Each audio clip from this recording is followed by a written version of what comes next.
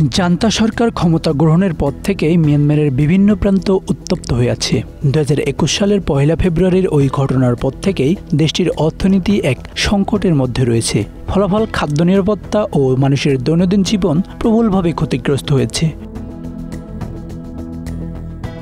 2021 সালে মিয়ানমারের সেনা অভ্যুত্থানের পর থেকেই দেশটির সশস্ত্র বিদ্রোহী জনগোষ্ঠীর সঙ্গে সেনাবাহিনীর সংঘাত চলছে। এতে মিয়ানমারের 35 লাখেরও বেশি মানুষ বাস্তুচ্যুত হয়েছে।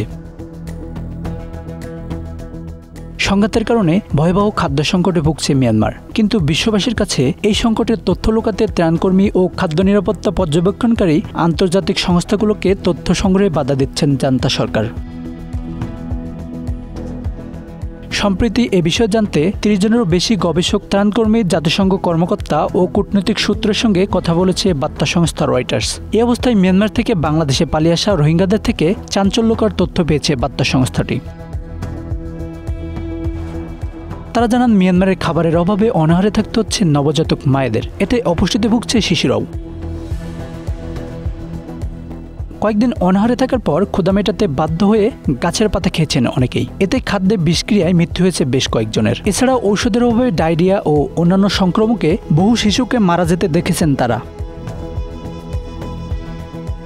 গাছের পাতা খাওয়ার ঘটনা এক নতুন ধরনের বাস্তবতা তৈরি করেছে।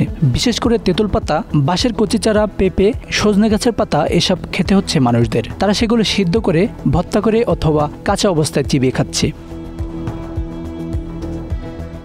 তবে বিশ্ববাসীর কাছে মিয়ানমারের দুর্ভিক্ষের প্রকৃত চিত্র লুকাতে তৎপর জান্তা সরকার। নিজেদের ব্যর্থতা ঢাকতে আন্তর্জাতিক ত্রাণ সংস্থাগুলোকে মানবিক সহায়তা দিতেও বাধা দিচ্ছেন তারা। ফলে ডায়রিয়া এবং অন্যান্য প্রতিরোধযোগ্য রোগে দেশটিতে অনেক মানুষের মৃত্যু হয়েছে বলে জানিয়েছেন আন্তর্জাতিক মানবাধিকার সংস্থা ফোর্টিফাই রাইটস। 2021 সালের পর থেকে মিয়ানমারের মুদ্রা কিয়াট ব্যাপকভাবে অবমূল্যায়িত হয়েছে। এর ফলে সাধারণ মানুষের ক্রয় ক্ষমতা অনেকটাই কমে গেছে।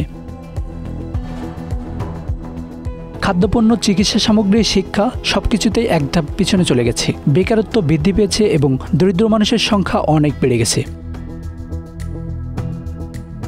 এদিকে খাদ্য সংকট দেশটির সবচেয়ে বড় সংকট হয়ে উঠেছে। দেশটির কৃষি সেক্টর চরমভাবে ক্ষতিগ্রস্ত হয়েছে। একদিকে সামরিক শাসনের ভয়, অন্যদিকে কৃষি উপকরণের অভাব। এ দুটি কারণে কৃষকরা তাদের জমিতে কাজ করতে ভয় পাচ্ছেন, যার ফলে উৎপাদন কমেছে এবং বাজারে খাদ্যপণ্যের সরবরাহ বিপর্যস্ত হয়েছে। মিয়ানমারে বর্তমানে লক্ষ লক্ষ মানুষ বাস্তুচ্যুত হয়েছে। সীমান্তবর্তী দেশগুলো যেমন থাইল্যান্ড এবং বাংলাদেশ শরণার্থীদের জন্য মানবিক সহায়তা পাঠালেও দেশটির অভ্যন্তরে লক্ষ লক্ষ মানুষ খাবারের অভাবে কষ্ট পাচ্ছে। Ashanur Rahman Mithu, Bangla affairs, news desk.